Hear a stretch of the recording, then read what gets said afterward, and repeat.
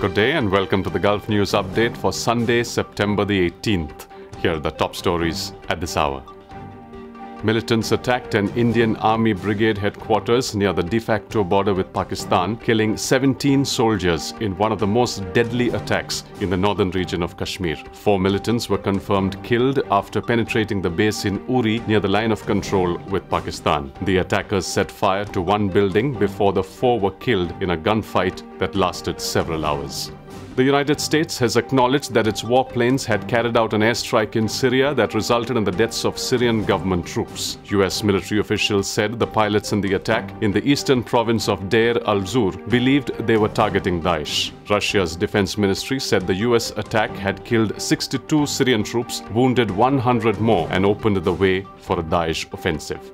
An explosion in a crowded Manhattan neighborhood on Saturday night left 29 people injured, and authorities removed a suspicious device that was discovered just blocks away. Mayor Bill de Blasio called the blast an intentional act, but said there was no terrorist connection. The report of the blast came hours after a pipe bomb exploded in Seaside Park, New Jersey, shortly before thousands of runners were to participate in a charity 5K race to benefit Marines and sailors. The race was cancelled and no injuries were reported.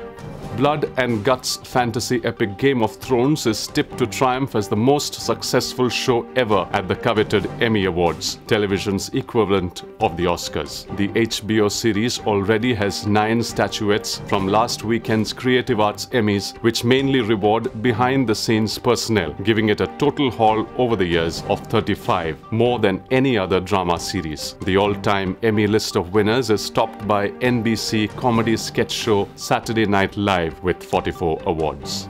And finally, the weather. Today's high across the UAE will be 39 degrees Celsius, dropping to 26 degrees at night. That's all for now. Thanks for watching, and as always, you can get the latest news at gulfnews.com.